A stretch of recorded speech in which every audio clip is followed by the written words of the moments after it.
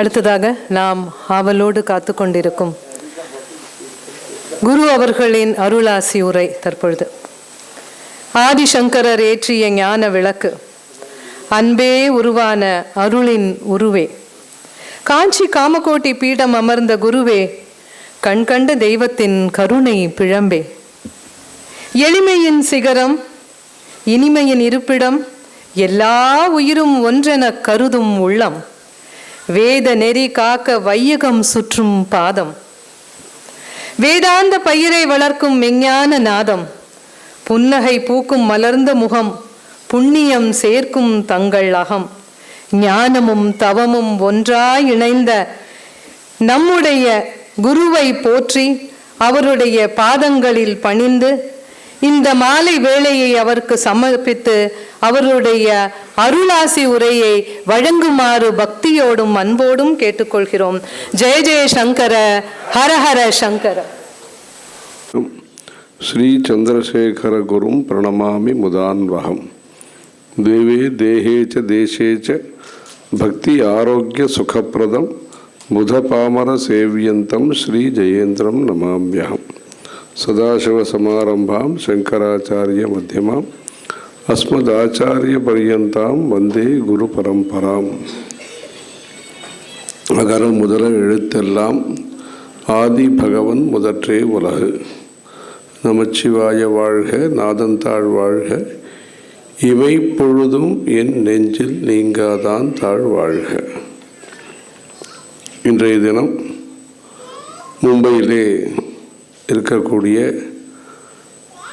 ஆர்எஸ்எஸ்ஸிற்காக பலகாலமாக பணி செய்து கொண்டிருக்கக்கூடிய சுயம் சேவகர்கள் மூலமாக இந்த ஒரு சிறப்பு நிகழ்ச்சி ஏற்பாடு செய்யப்பட்டிருக்கிறது. தேசத்தினுடைய பல பாகங்களிலேயும் இந்த நூற்றாண்டு விழாவினுடைய கொண்டாட்டம், நூற்றாண்டு விழா சந்தர்ப்பத்தை ஒட்டி மேலும் வரக்கூடிய காலங்களிலே இந்த அமைப்பை வலுப்படுத்துவதற்கான ஒரு சக்தியை உருவாக்குதல், சிம்ஹாவலோகனம் என்று சொன்னார்களே, அதுபோன்று பின்னோக்கியும் பார்த்தல், முன்னோக்கி நகர்வதற்கு பின்னோக்கி எந்த சக்தியின் காரணமாக, எந்த தேவையின் காரணமாக, எந்த விதமான வழிமுறைகளின் காரணமாக இந்த அமைப்பு அவசியமாக இருக்கிறது, எப்படி வலுப்பட்டிருக்கிறது, பல்வேறு தடை தாமதங்கள் சிரமங்கள் இருந்தும் எப்படி அந்த சங்கல்ப சக்தியின் காரணமாக, சங்க சக்தியின் காரணமாக இந்த அமைப்பு மேன்மேலும் மக்களுக்கும் மதத்திற்கும் தொண்டாற்றி கொண்டு வருகிறது என்பதை பற்றி எல்லாம் விவரமாக இதுவரை சொல்லியிருக்கிறார்கள். துஷ்யந்த் ஸ்ரீதர் அவர் பல இடத்துலையும் போய் இன்னைக்கு வேணுங்கிற முறையில் இன்னைக்கு ஜனங்களுக்கு என்ன விதத்தில் புரியுமோ புரிந்த பாஷையிலே புரிய வைக்க வேண்டிய கருத்துக்களை புரிய வைத்து இதில் அவர் ஒரு அந்த பெரியவாளுடைய இதெல்லாம் எழுதியிருப்பார். காலம்பரம் எழுந்துட்டா சுவாமி ஞாபகம் வச்சுக்கணும், இதெல்லாம் செய்யணும்னு சொல்லி தினமும் பகவானுடைய நாமாக்கள் எல்லாம் சொல்லுங்கோ, இதெல்லாம் இருக்கும். இது மாதிரி ஒரு தச ஸ்லோகி மாதிரி ஒரு 10 பாயிண்ட்டுகளை முக்கியமாக இந்த விசிஷ்டாத்வைத்தம், துவைத்தம், அத்வைத்தம், இது நடுவில் ஒரு அது சாஸ்திரங்கிற நிலையில் விவாதங்கள்ங்கிறது வேறு, சாஸ்திர சபைகளில் பேசுகிறது வேறு, மற்றபடி பொது மேடைகளில் அது தேவையில்லை. அதே மாதிரி இந்த சைவம், வைஷ்ணவம், சாக்தம் இது நடுவில் கூட சுவாமிங்கிறவர் தான் நமக்கு முக்கியம், ஆஸ்திக்யம்தான் நமக்கு முக்கியம் அப்படிங்கிறது. கோவில்கள்லாம் நாம் எப்படி சுத்தமாக பராமரிக்கணும், கோவில்களுக்காக நாம் செய்ய வேண்டிய வேலைகள் என்ன, புதுசாக கோவில் கட்டுறதை விட இருக்கிற கோவிலை பத்திரப்படுத்துறதும் பலப்படுத்துறது தான் நமக்கு முக்கியமான விஷயம். இது நம்முடைய பெரியவாளே சொல்லியிருக்க. புதிய கோவில் இனி வேண்டாம் அப்படின்னு கூட ஒரு செய்தி நம்முடைய ஜெகத்குரு ஜெயேந்திர சரஸ்வதி சுவாமிகள் அவர்கள் அது வெளிப்படையாகவே சொல்லி, அதாவது புது கோவில் கட்டுற எங்கே ரொம்ப ரொம்ப தேவையோ, எங்கே ரொம்ப தூர தேசத்தில் இருக்கோ, தேசத்தினுடைய எல்லை பகுதிகளில் இதெல்லாம் கட்டின்னு இருக்கோம், அது வேறு விஷயம். மற்றபடி இருக்கக்கூடிய கோவில்களை பத்திரப்படுத்துறது, பலப்படுத்துறது, அதனுடைய சொத்துக்களை தர்ம காரியத்துக்கு மாத்திரமே உபயோகப்படுத்துவது, அதுதான் ஸ்தானுமாலயன். அதை பற்றி விவரமாக காஷ்மீர் உதாரணமாக வச்சுண்டு இது எல்லாத்தையும் சொன்னார். அதே போன்று ஸ்தானுமாலயன் ரொம்ப நாளாக மடத்துக்கு வந்துன்னு இருக்கிறவர். ஒருவர் சங்க விஷயமாவோ விஸ்வ இந்து பரிஷத் விஷயமாவோ பார்த்துட்டு பேசிட்டுலாம் போவார். இன்றைக்கி பப்ளிக் ஸ்பீச்சுங்கிறத இன்றைக்கி ஸ்தானுமாலயன் ரொம்ப அழகாக அவ்வளோ கண்டஸ்தம் பண்ணி ஸ்லோகங்கள் எல்லாத்தையும் சொல்லி சங்கத்தினுடைய தாத்பரியம் என்ன, பாவார்த்தம் என்ன, அதெல்லாம் ஸ்தானுமாலயம். அந்த ஊருக்கெல்லாம் போயிருக்கோம். நாகர்கோவில் பக்கத்தில் சுசீந்திரம்ங்கிற ஊரில், அந்த ஊரில் அந்த சுசீந்திரம் கோவிலில் ஒரு தூணில் ஆதிசங்கருடைய உபதேசம் என்ன இருக்கோ ஷண்மதம்ங்கிறத அதை சிற்பமாக அங்கே வச்சுருக்காங்க. ஆதிசங்கருடைய உபதேசத்தை அந்த கன்னியாகுமரி பக்கத்தில் இருக்கக்கூடிய சுசீந்திரத்தில் அந்த ஷண்மதத்தை பற்றி பார்க்க முடியுது. ஆதிசங்கருடைய உபதேசங்களை அந்த ஊர்லேருந்து இந்த மும்மூர்த்திகளுடைய பேர் அது ஸ்தானுமாலயங்கிறது. அப்படிப்பட்ட அந்த ஊர்லேருந்து வந்து இன்றைக்கு தமிழ்நாட்டிலையும் கிராமத்தில் சங்கத்தினுடைய பணிகளை எல்லாம் கவனித்து, அதுக்கப்புறமா இப்போ விஸ்வ இந்து பரிஷத்தின் சார்பாக தற்பொழுது தேசிய அளவில் அவருக்கு பொறுப்பு கொடுக்கப்பட்டு அது எல்லாத்தையும் பண்ணிகிட்ருக்கார். இப்படி நம்முடைய கோவில்கள், நம்முடைய ஆச்சாரியர்கள், நம்முடைய சித்தாந்தங்கள் இது எல்லாத்த பற்றியும் விவரமாக சொல்லி, இதாவது என்னென்னா விஸ்தாரங்கிறது வேணும். அதே சமயத்தில் வரக்கூடிய காலங்களில் நமக்கு இருக்கக்கூடிய எண்ணிக்கை பலம், இளைஞர்களுடைய பலமானது தார்மீக பலமாக மாற வேண்டும். இந்த 40 வயசு கீழே இருக்கக்கூடிய, அதுக்கு புது புது வார்த்தைகள்லாம் சொன்னார் இங்கிலீஷில். அதெல்லாம் சொன்னால் தான் அதை வச்சுன்னு தான் இது அப்படி இந்த இளைஞர்களுடைய சக்தியானது தர்மத்துக்கு பிரயோஜனப்படணும். நாளைக்கு உலகத்திலே நல்ல பணிகளை செய்யக்கூடிய, உலக அளவிலே நல்ல பணிகளை செய்யக்கூடிய வாய்ப்பும் பாரதிய இளைஞர்களுக்கு இருக்கிறது.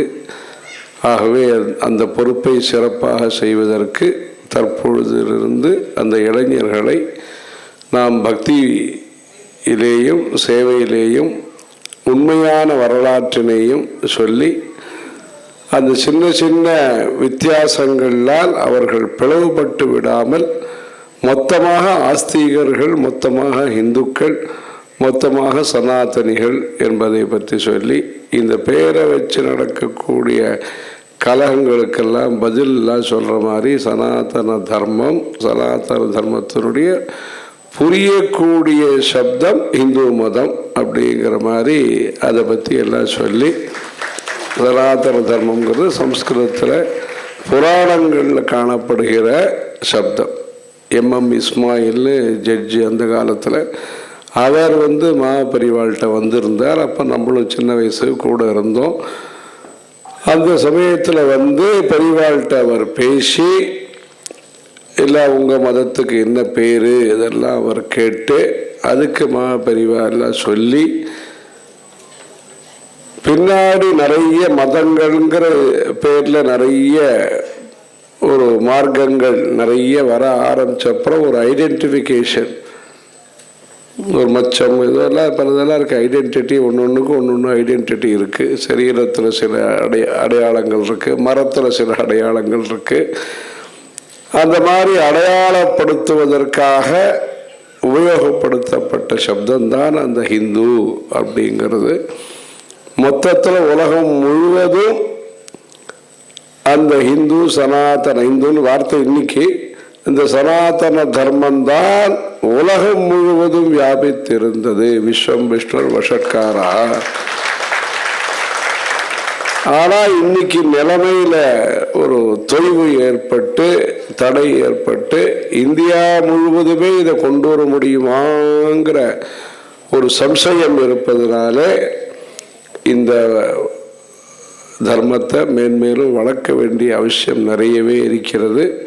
உலகம் முழுவதும் வேறு மார்க்கம் என்பது இல்லாத ஒரு காலகட்டத்தில் இந்த தர்மம்தான் எல்லா இடத்திலையும் இருந்திருக்கிறது என்பதற்கு பல சான்றுகளை, பல சரித்திரத்தையும் நம்முடைய பெரியவா சொல்லியிருக்காங்கிறது அவளுடைய தெய்வத்தின் குரலை படித்து பார்த்தா தெரியும். கலிஃபோர்னியாவிலேருந்து ஆரம்பித்து கம்போடியாவிலேருந்து, அந்த கம்போடியாவுக்கும் நூற்றுக்கணக்கான பக்தர்கள்லாம் அழிச்சின்னு போயிட்டு வந்திருக்கார் போன மாதம் எல்லாம்.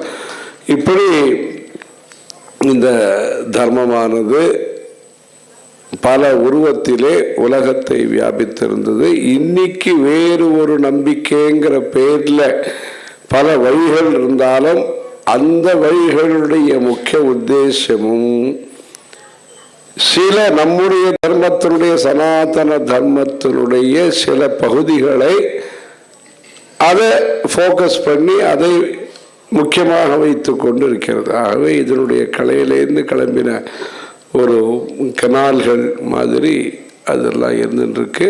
ஆனாலும் ஏற்பட்ட இடைவெளி, ஏற்பட்ட ஒரு மனஸ்தாபம் அது கொஞ்சம் வித்தியாசப்பட்டு அதை காண்பிக்கிறது.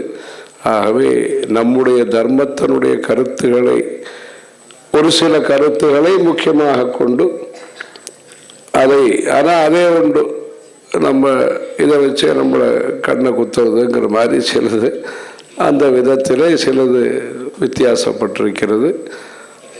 ஆகவே இந்த இந்தியாவை பொறுத்தவரையிலே, இன்றைக்கு இருக்கக்கூடிய பாரத தேசத்தை பொறுத்தவரையிலே, அவர்களுடைய முன்னோர்களும் ஒரு காலத்திலே இந்த வேப்ப மரத்தை வழிபட்டவர்கள்தான், அரச மரத்தை வழிபட்டவர்கள்தான், கிராம தேவதையை வழிபட்டவர்கள்தான், கங்கம்மா யாத்திரையை நடத்தியவர்கள்தான், காவடி விழாவை நடத்தியவர்கள்தான். ஆகவே இந்த இந்து கலாச்சாரமானது இந்திய மக்கள் அனைவருக்கும் தொடர்புடையதாகவே இருந்திருக்கிறது. சரித்திர காரணங்களாலே, நிர்பந்தங்களின் காரணமாக, அஞ்ஞானத்தின் காரணமாக, வெவ்வேறு சந்தர்ப்ப சூழ்நிலையின் காரணமாக வெளித்தோற்றத்திலே மாறுதல் ஏற்பட்டிருக்கிறது. உள்ளத்தளவிலே பக்தி என்பதுதான் தற்பொழுது வெளிநாட்டிலே இருக்கக்கூடிய மற்றவர்களுக்கும் இந்த நாட்டிலே இருக்கக்கூடிய மற்றவர்களுக்குமான வித்தியாசம் என்பது, இங்கு கலாச்சாரத்துடன் தொடர்புடைய குடும்பங்களிலிருந்து தான் ஒரு காலத்திலே அவர்கள் பெயர் மாற்றமோ உருவ மாற்றமோ ஏற்பட்டிருக்கிறது. ஆகவே இந்த கலாச்சாரத்தினுடைய பூர்வ குடிகள், பூர்வீகம் எனும் பார்க்கும் பொழுது அவர்களும் பூர்வ இந்துக்களாக இருந்திருக்கிறார்கள். இப்படி இந்த தேசமானது மற்ற தேசத்திலிருந்து, மற்ற தேசத்தினுடைய சிந்தனையிலிருந்து வேறுபட்டு அதிகாரம்தான் முக்கியம், ஆணவம்தான் முக்கியம், ஆளுவதுதான் முக்கியம் என்று இல்லாமல், நம்முடைய நாட்டினுடைய பாரம்பரியத்தின்படி எந்த மொழியை பேசினாலும், எந்த ஒரு நம்பிக்கை இருந்தாலும், பகவத் பக்தி என்பதை கொண்டு அமைதிதான் முக்கியம், அரவணைப்பு தான் முக்கியம், அனைவருக்கும் இன்பம் என்பது, யான் பெற்ற இன்பம் இந்த வையகமும் பெற வேண்டும் என்கிற முக்கிய தாரா மெயின் ஸ்ட்ரீமிலே இந்த நாடு சென்று கொண்டிருக்கிறது. ஆகவே தான் பலரும் முயற்சித்தும் இதனுடைய இயல்பிலிருந்து அது விலகாமல் இருப்பதற்கு வெவ்வேறு மொழி, வெவ்வேறு நம்பிக்கை என்றிருந்தாலும், பாரதியர்கள் எனும் பொழுது அந்த வேதாந்தத்தினுடைய, அந்த பிலாசபியினுடைய ஒரு எண்ணம் அனைவருடைய மனதிலேயும் இருப்பதனாலே இது ஆக்கப்பூர்வமாக சிந்தித்து செயல்பட்டு கொண்டு வருகிறது. ஆகவே தான் இந்த தேசத்தினுடைய வித்தியாசங்களை கொண்டு விரோதங்களை உருவாக்குதல் என்கிற சிலருடைய நோக்கம் நிறைவேறாமல் இருப்பதற்கு காரணம் இந்த தேசத்தில் இருக்கக்கூடிய பக்தியும் இந்த தேசத்தில் இருக்கக்கூடிய கலாச்சார உணர்வும் தான் நம்முடைய தேசத்தை ஒற்றுமையாகவும் நல்லிணக்கத்துடன் கூடிய தேசமாகவும் வைத்திருக்கிறது. இதற்கெல்லாம் அந்த பெரும்பான்மையினருடைய பெருந்தன்மை காரணமாக இருக்கிறது. ஆகவே அந்த பெரும்பான்மையினருடைய பெருந்தன்மை என்கிற தனித்தன்மையை நாம் பராமரிப்பதற்கு தர்மத்தோடு இணைந்த வாழ்க்கை என்பது இந்த பெரும்பான்மையினருக்கு முக்கியம்.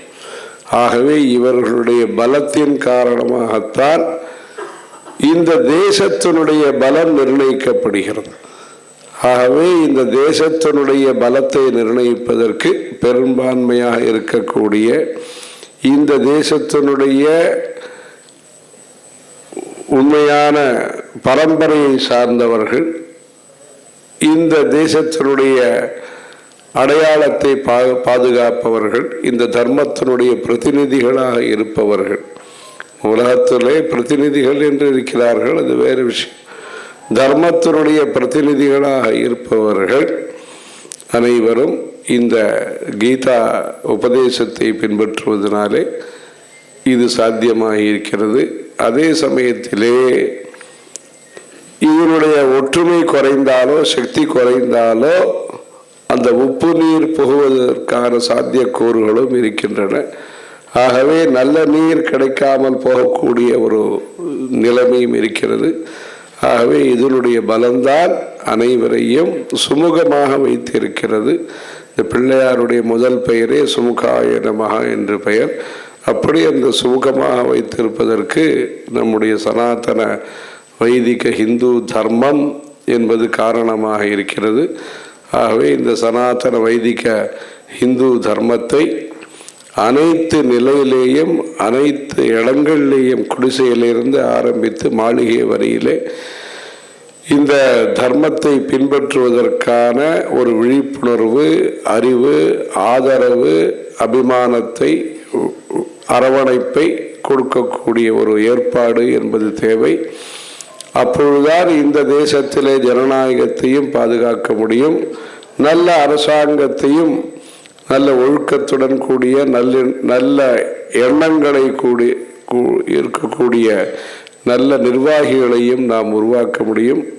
ஆகவே அதிகாரம் என்பது சேவைக்காக, பதவி என்பது பொறுப்பிற்காக என்கிற இந்த ஆர்எஸ்எஸ்லாம் சொல்லும் பொழுது பிரபாரி என்று சொல்வார்கள்.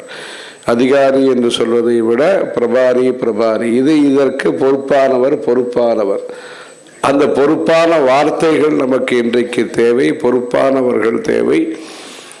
பொறுப்பை உணர்ந்து அவசரப்படாமல், ஆத்திரப்படாமல், கோபப்படாமல், பிறருக்கு தீங்கு விளைவிக்காமல், சந்தர்ப்ப சூழ்நிலைகளிலேயும் நிதானத்தை பின்பற்றி, செயலிலே வேகத்தையும் மனதிலே நிதானத்தையும் பின்பற்றி பக்குவமாக நடந்து கொள்பவர்கள் தேவை. அப்படிதான் இந்த தேசம் ஆண்டவனால் அனுகிரகிக்கப்பட்டு, ஆச்சாரியர்களால் வழிநடத்தப்பட்டு, பக்தர்களால் போஷிக்கப்பட்டு, இன்றைக்கும் ஒரு நல்ல விதமான நிர்வாகிகள் இந்த தேசத்திற்கு கிடைத்து உலகத்திலே ஒரு மாதமாக பல்வேறு விதமான சூழ்நிலையில் இருக்கும் பொழுதும் இந்த நாட்டிலே ஒரு அமைதியான ஒரு சூழ்நிலை என்பதை வைத்துக்கொண்டு இவர்களுக்கு நம்முடைய நாட்டிலே அனைவருக்கும் சமையல் செய்வதற்கு ஆரம்பித்து அனைத்து விதமான சௌரியங்கள் கிடைப்பதற்கு, வண்டிகள் ஓடுவதற்கான சௌரியங்கள்லாம் கிடைப்பதற்கு இப்படி ஒரு பக்குவமாக நடந்து கொண்டு அவசரப்படாமல், தர்மபுத்திரர் யுத்தம் என்பதற்கு அனைவரும் தயாரான நிலையிலேயும் அவர் ரதத்திலிருந்து இறங்கி அந்த நமஸ்காரம் எல்லாம் செய்து கொண்டு பீஷ்மர், துரோணர், கிருபாச்சாரியர் போன்ற பெரியோர்களை எல்லாம் வணங்கி அந்த சமயத்திலேயும் அந்த சாந்தி சமாதானத்திற்கு வாய்ப்பளித்து பிறகு வழி இல்லாமல் தான் அந்த யுத்தத்தை அவர் துவக்கினார், வெற்றி பெற்றார் என்பது வேறு. ஆகவே யுத்தத்தை நாம் நாடுவதில்லை, யுத்தத்திலே நமக்கு நாட்டம் இருப்பதில்லை, பக்தியிலே தான் நமக்கு நாட்டம் இருக்கிறது. அப்படித்தான் நம்முடைய இந்த காலகட்டத்திலேயும் ஆக்கப்பூர்வமாக மனித பிறவி என்பது இறைவனால் நமக்கு அனுகிரகிக்கப்பட்டது. அரிதருது மானிடராய் பிறத்தல் அரிது என்று. ஆகவே இந்த மனித பிறவியை நாம் பயனுள்ள பணிகளுக்கு உபயோகப்படுத்த வேண்டும், உலக நன்மைக்காக உபயோகப்படுத்த வேண்டும், உயிரினங்கள் அனைத்தும் நன்றாக இருப்பதற்கு உபயோகப்படுத்த வேண்டும் என்கிற ஒரு சத்பாவனா, சதாச்சாரம், சம்ஸ்கிருதி என்பது அனைத்து மொழிகள் பேசக்கூடிய மக்கள் மத்தியிலேயும் வேரூன்றி இருக்கிறது. மரத்திலே ரோடு பக்கத்திலே இருக்கக்கூடிய மரங்களுக்கு வேர் ஊன்றி இருக்கிறதா என்று தெரியாது, இன்னும் கொஞ்சம் மழை பெஞ்சா விழுந்துடுறது. ஆனால் பக்தி பாவம் என்பது நம்முடைய நாட்டிலே மனித பிறவி என்பது இறைவனுடைய ஆசைகளை பெற்று மேன்மேலும் நல்ல பணிகளுக்கு உபயோகப்படுத்த வேண்டும். இதன் மூலம் செடி கொடி பசு பட்சி அனைவருக்கும் நாம் ஜீவகாரண்யத்துடன் உதவிகளை செய்து பரோபகாரார்த்தம் இதம் ஷரீரம் என்று இந்த ஷரீரத்தை புனிதமான பணிகளுக்காகவும் உபகாரம் செய்யக்கூடிய பணிகளுக்கு உபயோகப்படுத்தி அபகாரம் செய்யக்கூடிய பணிகளுக்கு உபயோகப்படுத்தாமல், அவமானம் செய்யக்கூடிய பணிகளுக்கு உபயோகப்படுத்தாமல், ஹிம்சை செய்யக்கூடிய பணிகளுக்கு உபயோகப்படுத்தாமல், சகாராத்மக் நீதி ஆக்கப்பூர்வமான பணிகளுக்காக நாம் உபயோகப்படுத்த வேண்டும். நம்முடைய சக்தியை, நம்முடைய பொருளாதார வலிமையை, நம்முடைய அதிகாரத்தினுடைய ஒரு வாய்ப்பினை, பதவிகளை உதவிகளுக்காக உபயோகப்படுத்தக்கூடிய கலாச்சாரம் தான் இந்து கலாச்சாரம் என்பது, சனாதன வைதிக தர்மம் என்பது.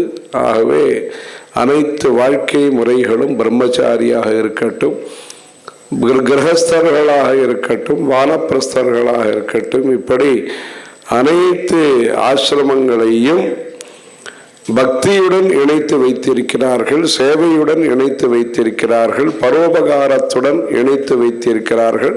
அந்த பரோபகாரத்தை தான் சிவபுராணம், விஷ்ணு புராணம், வாயு புராணம், பிரம்மாண்ட புராணம், பிரம்ம வைவர்த்த புராணம், பத்ம புராணம், கூர்ம புராணம், இப்படி பல புராணங்கள் மூலமாக வியாச மகர்ஷியானவர் பரோபகார புண்ணியாய பாபாய பரபீடனம் அஷ்டாதச புராணேஷு வியாசஸ்ய வச்சனத்வயம் பரோபகார புண்ணியாய பாபாய பரபீடனம். ஒன்று அவர் சொன்னது, இரண்டு சொல்லியிருக்கிறார். பாபாய பரபீடனம் அது செய்யக்கூடாது என்பதற்காக, செய்ய வேண்டும் என்பதற்காக அவர் சொன்ன வார்த்தை பரோபகார புண்ணியாய. இதெல்லாம் ஒரு மனிதனுக்கு ஒரு சாதாரணமாக இயல்பாக வரக்கூடியது அல்ல. சத்சங்கத்தின் மூலமாக, சத்விசாரத்தின் மூலமாக, நல்ல சம்ஸ்காரத்தின் மூலமாக வரக்கூடியது, அபியாசத்தின் மூலமாக வரக்கூடியது, ஆவர்த்தின் மூலமாக வரக்கூடியது, க்ஷேத்திர தரிசனங்களின் மூலமாக வரக்கூடியது, புண்ணிய நதிகளிலே ஸ்நானம் செய்வதன் மூலமாக வரக்கூடியது, நல்ல காரியங்களை தினந்தோறும் நாம் மறக்காமல் துறக்காமல் பிரதிதினமும் நாம் பகவத் ஸ்மரணம் செய்வதன் மூலமாக, காலையிலேயும் சரி மாலையிலேயும் சரி சந்தியா காலத்திலே வந்தனம் செய்வதன் மூலமாக வரக்கூடிய சம்ஸ்காரம்தான் நமக்கு நம்முடைய இயல்பாக இருக்கக்கூடிய மனிதர்களுக்கு இயல்பாக இருக்கக்கூடிய அசூயா, மதம், மாத்சரியம், லோபம் போன்ற நமக்கு தேவையில்லாத சுபாவங்களிலிருந்து நம்மை இந்த பக்கமாக பகவத் தரிசனம், சேவை, உபகாரம், ஆதித்யம், இது போன்ற விருந்தோம்பல் இதெல்லாம் செய்து நம்முடைய நாட்டிலே விருந்தோம்பல் தான் முக்கியம். விருந்தை விட விருந்தோம்பல் தான் நம்முடைய நாட்டை பொறுத்தவரையிலே முக்கியம். இதை சோம்பல் இல்லாமல் நாம் செய்ய வேண்டும். இதற்கெல்லாம் நல்ல ஒரு உத்வேகத்தை அளிப்பதற்கு தனி மனிதர்களால் செய்யக்கூடிய கடமைகள் சில இருக்கின்றன, தனி மனிதர்களால் செய்யக்கூடிய பணிகள் சில இருக்கின்றன. சக்தி என்பது பரிச்சின்னமாக இருக்கிறது.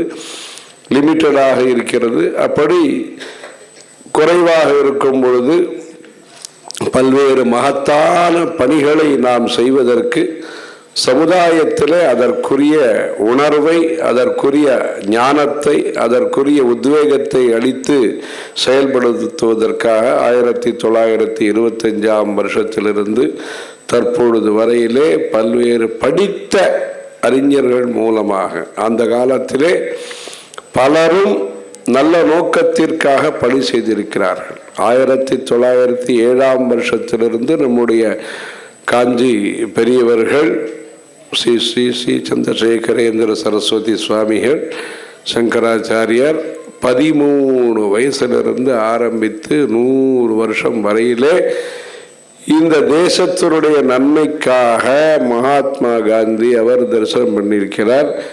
பெரிவாளை 1927ஆம் வருஷம் பல்வேறு தேச தொடர்புடைய பலரும் அவரை சந்தித்து ஆசியை பெற்று வழிமுறைகளை எல்லாம் அவரிடத்திலிருந்து கேட்டு அதன் மூலம் பயன்பெற்று இந்த தேசத்திற்கும் தர்மத்திற்கும் பல்வேறு சேவைகளை செய்திருக்கிறார்கள். அந்த வரிசையிலே இந்த RSS அமைப்பினுடைய 2வது தலைவராக பல காலம் பல்வேறு காலகட்டங்களிலே இதை வழிநடத்திய, ஒருங்கிணைத்த, தலைமையேற்று நிர்வகித்த குருஜி கோல்வர்கர்ஜி அவர்கள் 1950களிலே காஞ்சிபுரம் பக்கத்திலே ஓரிக்கை என்கிற ஊரிலே இன்றைக்கும் அந்த ஓட்டு வீடு இருக்கிறது. இந்த 100ஆண்டு விழாவை ஒட்டி அங்கேயும் ஒரு காரியக்கிரமம் செய்ய வேண்டும் என்று சொல்லி இருக்கிறோம். அந்த இடத்திலே ஒரு கோசாலை, ஒரு பழைய வீடு இருக்கிறது. அந்த பாலாத்தங்கரையில் அந்த இடத்திலே அவர்கள் சம்பாஷணம் எல்லாம் செய்து இந்த தேசத்திற்காக, தர்மத்திற்காக பல்வேறு பணிகளை செய்வதற்கு அவர்களுடைய அனுகிரகத்தை குருஜி கோல்வர்கர்ஜிக்கு அளித்து, நம்முடைய புதுப்பெரியவர்கள் ஸ்ரீ ஸ்ரீ ஜெயேந்திர சரஸ்வதி சுவாமிகள் நாக்பூருக்கு அவர்கள் யாத்திரையாக வந்த பொழுது, கிராமமாக காசி யாத்திரை இதெல்லாம் வந்த பொழுது 70களில் அந்த RSSனுடைய காரியாலயம் என்ன இருக்கிறதோ அந்த இடத்திற்கு பகவத் பாத சபா ஸ்ரீராம் நகரிலிருந்து நடந்தே வந்து ஒரு ராத்திரி அந்த இடத்திலே தங்கி, நவராத்திரி சமயத்திலே அவர் கொஞ்சம் உடம்பு சௌரியம் இல்லாத சமயத்தில் குருஜி கோல்வர்கர்ஜி அவருக்கு அந்த சமயத்தில் அங்கேயே தங்கி ஒரு ராத்திரி தங்கி எல்லாம் தரிசனம் எல்லாம் அளித்து, இப்படியாக பல காலகட்டமாக இது ஆரம்பித்த காலத்திலிருந்து இதனுடைய பணிகளுக்கு நம்முடைய பெரியவர்கள் அனைவரும் இதை உற்சாகப்படுத்தி கொண்டு வருகிறார்கள். பிறகு அவர் தேவரசி அவர் காலத்திலேயும் பதசஞ்சலன் என்பது காஞ்சிபுரத்திலே நடைபெற்றது. அஜுபையாஜி அவரும் மடத்தினுடைய தொடர்பிலே இருந்தார். சுதர்சனஜி, சேஷாத்ரிஜி, தற்பொழுது இதை தலைமையேற்று நடத்தக்கூடிய மோகன்ஜி பாகவத்ஜி, இப்படி அனைவரும் அந்த காஞ்சிபுரத்துடன் ஒரு தொடர்பில் இருந்து பல்வேறு பணிகளை தேசத்திற்காகவும் தர்மத்திற்காகவும் பல்வேறு அரும்பணிகளை அரும்பாடுபட்டு செய்து வருகிறார்கள். ஆகவே இதனுடைய முக்கியத்துவம் பெயரை எதிர்பார்க்காமல், பதவியை எதிர்பார்க்காமல் இந்த தேசமும் தர்மமும் சிறந்து விளங்க வேண்டும் என்பதற்காக அர்ப்பணிப்பு உணர்வுடன் இதை சிறப்பாக செயல்படுத்தி, இதை ஒரு தியாக உணர்வுடன் இதை நல்ல முறையிலே நடத்தி கொண்டு வருகிறார்கள். இதற்கான தேவை இன்றைய நிலையிலே நிறையவே இருக்கிறது. 100 ஆண்டை நிறைவு செய்தாலும் பல காலத்திற்கு இது போன்ற பணிகள் தேவைப்படுகின்றன. இது ஒரு உத்தேசத்திற்காக ஆரம்பித்தோம், ஒரு கமிட்டியை போட்டோம், இது வேலை ஆயிடுத்து, கும்பாபிஷேகம் ஆயிடுத்து, அல்லது வேறு ஏதோ கட்டடம் கட்டியாச்சுன்னு முடிகிறக்கூடிய வேலை அல்ல. தேசத்திலே நமக்கு ஒற்றுமை என்பது வலுவாக இருக்க வேண்டும். தேசத்தினுடைய பொருளாதார சக்தி குறையாமல் இருக்க வேண்டும். தேசத்திலே விஞ்ஞானமும் வளர வேண்டும், பக்தியும் வளர வேண்டும். நம்முடைய நாட்டிலே ஆசைகள் குறைய வேண்டும், பேராசைகள் அது நீக்கப்பட வேண்டும். இப்படியெல்லாம் திருப்தியான வாழ்க்கை, நிம்மதியான வாழ்க்கை, சிக்கனமான வாழ்க்கை, எளிமையான வாழ்க்கை, நல்ல பழக்க வழக்கங்களுடன் கூடிய வாழ்க்கை, வருமானம் என்பது ஏழ்மையை போக்குவதற்கு இருக்க வேண்டும்.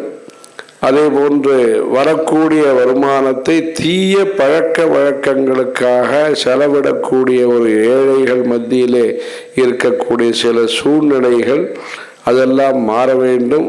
ஏழ்மையை நீக்குவதோடு சேர்ந்து கெட்ட பழக்க வழக்கங்களையும் மக்கள் மத்தியிலிருந்து நாம் நீக்க வேண்டும்.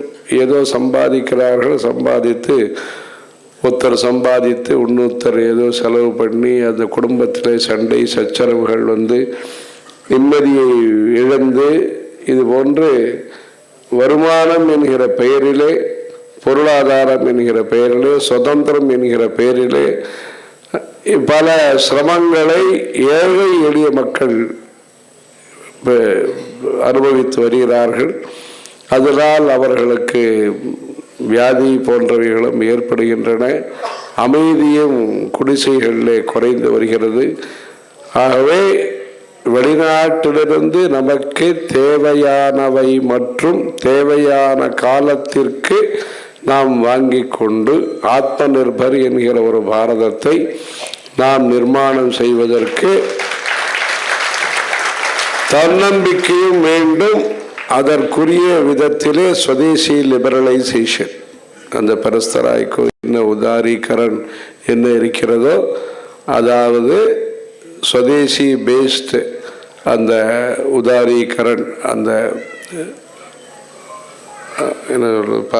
பரவலாக்கல், அதை நாம் செய்ய வேண்டும். அதற்கு இந்த தேசத்தை சார்ந்தவர்கள், இந்த தேசத்தை சார்ந்த கணிதம், இந்த தேசத்தை சார்ந்த அறிவியல், ஆகவே நமக்கென்று ஒரு பாரம்பரியம் இருக்கிறது, நமக்கென்று சில வலிமைகள் இருக்கின்றன, நமக்கென்று சில வாழ்க்கை முறைகள் இருக்கின்றன. இதற்கு முன்னுரிமை அளித்து இதை நாம் இந்த தேசத்திலேயே உரிமையை நாம் கேட்டு பெற வேண்டிய சூழ்நிலை மாறி, நாம் பலருக்கும் உரிமையை அளித்திருக்கிறோம். நாம் நம்முடைய உரிமைகளுக்காக இன்றைக்கு பலரையும் நாடக்கூடிய நிலைமை மாறி, நாம இருப்பதற்கு, நாம் நம்முடைய மதத்தின் மீதும் நம்முடைய கலாச்சாரத்தின் மீதும் நம்முடைய நியாயம் தர்மம் போன்ற பண்புகளின் மீதும் நாம் அக்கறை வைத்து பொறுமையோடும் பொறுப்புடனும் பெருமையுடனும் விளங்குவதற்கு நம்முடைய சூழ்நிலையும் வலுவாக இருந்து, நம்மை சுற்றி இருக்கக்கூடிய தேசங்களிலே நம்முடன் இணக்கமாக இருப்பதற்கு அவர்களும் தயாராக இருக்க வேண்டும். அவர்கள் இணக்கமாக இருக்கும் பொழுது வேறு சில நாடுகள் வந்து அதை கலகம் செய்து அதை வேறு விதமாக உபயோகப்படுத்தி 10,000 பேரை கூட்டி ஏதோ செய்வது, 20,000 பேரை கூட்டி ஏதோ செய்வது என்றெல்லாம் இல்லாமல், அதை நல்ல விதமாக பாரதம் என்பது நம்முடைய இப்பொழுது இருக்கக்கூடிய பாரதம் மாத்திரமல்ல, நம்முடைய மகா பெரியவர்கள் 1947ஆம் வருஷம் இந்த தேசம் பிரிக்கப்படக்கூடாது என்று கருத்தை தெரிவித்தார்கள். இந்துஸ்தான் பாகிஸ்தான் என்று பிரியக்கூடாது, சந்தஸ்தான் என்று ஒரே தேசமாக இருக்க வேண்டும் என்று அவர்கள் சேலத்திலே அந்த காலத்திலே முகாமிட்டிருந்த பொழுது குறிப்பிட்டார்கள். ஏதோ பிரிந்து விட்டாலும் இந்த தேசம் வலுவை இழக்காமல் அது நல்ல முறையிலே பலமாக இருக்க வேண்டும். சுற்றி இருக்கக்கூடிய தேசங்களோடும் இந்த தேசம் இணக்கமாக இருக்கிறது. அதை போன்று அந்த தேசங்களும் நம்முடன் சுமூகமாக இருப்பதற்கு நல்ல சந்தர்ப்ப சூழ்நிலைகள் அமைய வேண்டும். ஆகவே இது விஸ்வகுருவாக ஆக வேண்டும் என்பது வேறு. ஜகத்குருவாக இருக்கக்கூடிய கிருஷ்ணருடைய உபதேசத்தை, ஜகத்குருவான சங்கராச்சாரியருடைய உபதேசத்தை எல்லாம் நாம் பின்பற்றும் பொழுது இந்த நாடும் ஜகத்குருவாக மாறக்கூடிய சூழ்நிலை வரும். ஆனால் அதுவரையிலே நாம் ஸ்லோகத்தையும் சொல்லாமல் அவர்களுடைய வழியிலேயும் நடக்காமல் இருக்கும்போது அதை நாம் என்ன செய்ய வேண்டுமோ அந்த பணிகளை செய்யாமல் பலனை எதிர்பார்க்க முடியாது. வேலைகளை செய்தாலும் பலனை எதிர்பார்க்காதே என்று இந்த பகவத்கீதை சொல்கிறது. வேலையே செய்யாமல் நாம் பலனை எதிர்பார்ப்பது என்பது காரிய காரண பாவம் என்கிற லாஜிக்கிற்கு அது உட்படாதது. ஆகவே இந்த தேசத்தினுடைய மேலும் வளர்ச்சி என்பது தற்பொழுது தளர்ச்சியிலிருந்து விடுபட்டிருக்கிறது. ஆனால் வளர்ச்சியை நோக்கி நாம் செயல்படுவதற்கு இன்னும் பல இடத்திலே பல பிரதானமான விஷயங்கள் நடைபெற்றிருக்கின்றன. சுற்றி அரிப்புகளும் இருக்கின்றன. ஓரத்தில் அரிக்கும். அது மாதிரி தேசத்தினுடைய ஓரத்தில் சிலவே அரிச்சு செல் அரிக்கிறது என்று சொல்வார்கள். செல் என்பது அரித்து கொண்டிருக்கிறது. ஆகவே இந்த தேசத்தினுடைய அந்த அரிப்பு என்பது அது மாறி நல்ல சூழ்நிலை, எல்லைப்புற மாகாணங்களில் நல்ல ஒரு சூழ்நிலைகள்லாம் ஏற்பட்டு நம்முடைய தேசத்தினுடைய பாதுகாப்பு, கலாச்சாரத்தினுடைய பாதுகாப்பு, இவைகளெல்லாம் சட்டத்தின் மூலமாக செயல்படக்கூடியது என்பது ஒன்று. சட்டை செய்யாமல் செயல்படுபவர்கள் என்பது சிலது. ஆகவே நாம் சட்டமும் நமக்கு அனுகூலமாக இருக்க வேண்டும். புதிய இந்த நிர்வாக இந்தியா, இண்டிபெண்டன்ட் இந்தியா, அதாவது பிரிக்கப்பட்ட பெரும்பான்மையான ஒரு இந்தியா தற்பொழுது எங்கு வசித்து கொண்டிருக்கிறோமோ அது மொத்தம் பாரதம்னு சொன்னால் அது விஷயம் வேறு. அது எங்கெங்கேயோ ரொம்ப விஸ்தாரமானது. அது தற்பொழுது இருக்கக்கூடிய பாரதம் இந்த இந்தியாவிலே சட்டங்களும் நமக்கு அனுகூலமாக இருக்க வேண்டும், தர்மத்திற்கு அனுகூலமாக இருக்க வேண்டும். நம்மவர்கள் சட்டத்தை மதிக்கிறார்கள். அதே சமயத்திலே சட்டம் நம்முடைய பாரம்பரியத்தினுடைய முக்கிய நோக்கங்களை நிறைவேற்றக்கூடியதாகவும் இருக்க வேண்டும். சட்டம், சமுதாயம், சாஸ்திரம், இந்த மூன்றிற்கும் ஒரு ஒருங்கிணைப்பு என்பது தேவை, ஒரு இணக்கம் என்பது தேவை. அந்த விதத்திலே இந்து சம்பந்தப்பட்ட சட்டங்கள் நிறைய மாற்றிக்கொண்டே வந்திருக்கிறார்கள். இந்த 75 வருஷத்திலே மாற்றிக்கொண்டே வந்திருக்கிறார்கள். இந்த மாற்றங்களை அந்த இந்து சமுதாயம் என்பதும் சுமூகமான ஒரு வழிபாட்டினால் அமைதி காத்தே வருகிறது. மொத்தத்திலே இன்றைக்கு அது குனிய கொட்டி கொண்டே இருக்கக்கூடிய நிலையிலே அந்த இந்துக்களுடைய கோவில்களும் சரி, இந்துக்களுடைய வழிபாட்டு ஸ்தலங்களும் சரி, பல்வேறு இன்னல்கள் இருக்கின்றன, இடர்பாடுகள் இருக்கின்றன. இந்தியா சுதந்திரம் அடைந்திருக்கிறது. இந்துக்கள் சுதந்திரத்தை அடைய வேண்டும். அதற்கு சுதர்மத்தை செய்ய வேண்டும். சுதர்மத்தை செய்தால் நாம் சுதந்திரமான மனிதர்களாக ஆகுவோம். அதற்கு சட்டமும் இடம் கொடுக்க வேண்டும். ஆகவே பெற்றோர்களுக்கும் மதிப்பளித்து சட்டம் செயல்பட வேண்டும். இளைஞர்களுக்கு சுதந்திரம் அளிப்பது ஒன்று, பெற்றோர்களுக்கும் சட்டம் என்பது வாய்ப்பை அளிக்க வேண்டும். ஆகவே நம்முடைய குடும்ப வாழ்க்கை முறை என்ன இருக்கிறதோ அதிலே நல்ல இணக்கமான சூழ்நிலை ஏற்பட்டு இளைஞர்களுக்கு நல்ல உணவு பழக்க வழக்கங்களை ஏற்படுத்தி நல்ல கலைகள் என்ன இருக்கின்றனவோ யோகா போன்றவற்றை மக்களுக்கெல்லாம் இன்னும் நிறைய சொல்லிக் கொடுத்து, சத்சங்கத்தை சொல்லிக் கொடுத்து, சனி ஞாயிறுகளிலே இந்த ஸ்தாபனம் என்பது பல வருஷங்களாக பல கல்வி ஸ்தாபனங்களை ஏற்படுத்தி இருக்கிறது என்று சொன்னார்கள் மும்பையிலே. இது போன்ற கல்வி ஸ்தாபனங்கள் தன்னாட்சி பெற்றிருக்கக்கூடிய டீம்டு யூனிவர்சிட்டிஸ் போன்றவைகள் நம்முடைய கலாச்சாரம் சம்பந்தப்பட்ட படிப்பிற்கும் வாய்ப்பை அளித்து அவர்களுக்கு நம்முடைய சரித்திரம், நம்முடைய தேசம், நம்முடைய கலைகள், நம்முடைய விஞ்ஞானம் போன்றவற்றை படிப்படியாக படிப்பிலே சேர்க்கக்கூடிய நல்ல ஒரு சந்தர்ப்பத்தை ஏற்படுத்தி கொடுத்து, ஏனென்றால் நம்முடைய சூழ்நிலை என்பது பல்வேறு காலகட்டங்களிலே நாம் நம்முடைய வீட்டை தக்க வைத்துக் கொள்வதற்கே சிரமப்பட்ட காலங்கள், ஓலை சுவடிகள் எல்லாம் எரித்து விட்டதை பற்றி எல்லாம் சொன்னார் இவர் துஷ்யந்தவர். இது போன்று பல்வேறு சிரமங்கள் எல்லாம் தாண்டி தற்பொழுது நல்ல நிலைமையை நோக்கி வந்து கொண்டிருக்கிறது. தற்பொழுது இருக்கக்கூடியதை நல்ல இறுக்கமாகவும் நெருக்கமாகவும் இருந்து மக்கள் பக்தி பூர்வமாக இருந்து இதை செய்ய வேண்டும். ஏழ்மையும் நீங்க வேண்டும், ஆடம்பரமும் நீங்க வேண்டும், சோம்பலும் நீங்க வேண்டும். அது தேவையில்லாத விளம்பரங்களும் நம்மளிடத்திலே அது மாறி ஆக்கப்பூர்வமாக சிந்தித்து இந்த மும்பை நகரத்திலே வெவ்வேறு ஊர்களிலிருந்து வந்தவர்களும் இங்கு வளர்ச்சியை முக்கியமாக கொண்டு செயல்படுகிறார்கள். நேரத்தினுடைய அருமையை உணர்ந்திருக்கிறார்கள், பொறுப்பினுடைய அருமையை உணர்ந்திருக்கிறார்கள்.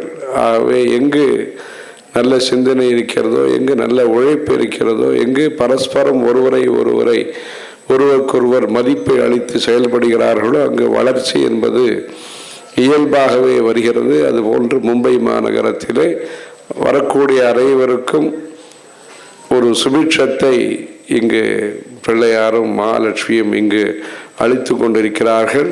அப்படி இந்த ஊரிலே வந்தவர்கள் அனைவரும் பலருக்கும் நல்ல வாய்ப்பு அளித்திருக்கிறது. இந்த RSSனுடைய 100ஆண்டு விழா இந்த ஒரு ஏற்பாடானது மேலும் பல இளைஞர்களுக்கு அவர்களுக்கு இருக்கக்கூடிய பல்வேறு பணிகள் மத்தியிலே, ஏனென்றால் நம்முடைய நாட்டை பற்றி ஒரு ஞாபகம் வேலை நாடுகளுக்கு இப்பொழுதும் இருந்து கொண்டிருக்கிறது. இங்கிருந்து வெளியேறிவிட்டாலும் அவர்கள் இந்த நாட்டை பற்றிய சிந்தனை அவர்களுக்கு இருந்து கொண்டே இருக்கிறது. நமக்கு இருக்க வேண்டிய சிந்தனை மாத்திரமல்ல, வெளிநாட்டை சார்ந்தவர்களுக்கு இந்த நாட்டின் மீது ஒரு பார்வை கண் என்பது இருந்து கொண்டிருக்கிறது. ஆகவே திருஷ்டி தோஷம் இல்லாமல், தோஷமான திருஷ்டி இல்லாமல் இந்த தேசத்தை நல்ல முறையிலே பாதுகாப்பதற்கு கிடைத்த சுதந்திரத்தை நாம் நல்ல முறையிலே நல்ல எண்ணத்திற்காக உபயோகப்படுத்தி நல்ல வளர்ச்சி கிடைப்பதற்கு நம்முடைய சித்தாந்தத்துடன் கூடிய வளர்ச்சி, தேசி பசுமாடுகளை பாதுகாத்தல், பிரகிருதி ஆதாரித்த விவசாயம், கிருஷி, அக்ரிகல்ச்சர், இதுபோல் நல்ல நல்ல நோக்கங்கள்லாம் வைத்திருக்கிறார். ஒரு காலத்திலே கோபார் கேஸ் என்றால் இதோ தனியாக சொல்லி கொண்டிருக்கிறார்கள் என்று சொல்வார்கள். தற்பொழுது சோலார் என்பது ரொம்ப நான் கன்வென்ஷனல் எனர்ஜி என்பது அப்படி பெருசாக வந்திருக்கிறது. அதே போன்று கைக்குத்தல் அரிசியாக இருக்கட்டும், இது போன்று எத்தனையோ கேழ்வரகாக இருக்கட்டும், இதெல்லாம் இருக்கட்டும், மொத்தம் நம்முடைய இது ஏற்கனவே இவர்கள் 30 வருஷம் 40 வருஷங்களாக இன்ன விஷயங்கள்லாம் சுதேசி பொருளாதாரம் இதெல்லாம் சொல்லி கொண்டு வந்தார்களோ இதெல்லாம் இன்றைக்கு மக்கள் மத்தியிலே பிரபலமாகி இருக்கிறது. அப்படி விடாமல் சொல்லிட்டு வந்ததுதான் இன்றைக்கு பிரபலமாகிறதுக்கு காரணம். ஏதோ பசுமாடை காப்பாற்றுப்பா, காளை இது இப்படி இருக்கு, நந்தி இப்படி இருக்கிறது, இதெல்லாம் சொல்லிக்கொண்டே வந்தார்கள். கோமூத்திரம், பஞ்சகவ்யம், இதெல்லாம் இன்னைக்கு பிரபலமாயிருக்கிறது. ஆகவே நல்ல விஷயத்திலே நம்முடைய நம்பிக்கையை நாம் தொடர்ந்து சொல்லிக்கொண்டே வர வேண்டும். தொடர்ந்து அதற்கான வழிமுறைகளை செய்து கொண்டே வந்தால் உலகம் என்பது அங்கீகரிக்கிறது, உலகம் என்பது போற்றுகிறது. ஆகவே நம்முடைய நம்பிக்கையை, நல்ல சித்தாந்தங்களில் இருக்க வேண்டிய நம்பிக்கையை நாம் இழக்கக்கூடாது. அந்த நல்ல விஷயங்கள் எல்லாம் செய்து இந்த 100ஆண்டு விழா சந்தர்ப்பமானது மேன்மேலும் நம்முடைய தேசத்திலே வரக்கூடிய இந்த வளர்ச்சிக்கு உறுதுணையாக இருந்து இந்த தேசம் நன்றாக இருந்தால் உலகத்திற்கு நல்லது. இந்த தர்மம் நன்றாக வளர்ந்தால் அனைத்து நம்பிக்கைகளுக்கும் இது பாதகத்தை குந்தகத்தை விளைவிக்காமல் அது அனைத்து நம்பிக்கைகளையும் அது நல்ல விதத்திலே பார்க்கிறது. அதாவது யாரையும் துவேஷ பார்வை இல்லாமல், அது போட்டி பொறாமை இல்லாமல் பார்க்கிறது. ஆகவே அனைத்து சமய நம்பிக்கைகளுக்கும் பாதுகாப்பாக இருக்கக்கூடிய ஒரே தேசமாக விளங்குவது பாரத தேசம். ஆகவே இடம் கொடுத்தவர்கள் இடத்த கொடுத்தா மடத்தை பிடிக்கிறாம்பா, அப்படி இல்லாமல் இதை வந்தவர்களாகவே இருந்து அவர்கள் மேலும் இங்கு எதையும் பண்ணாமல், ஆக இது நமக்கு எல்லாம் முக்கியம்.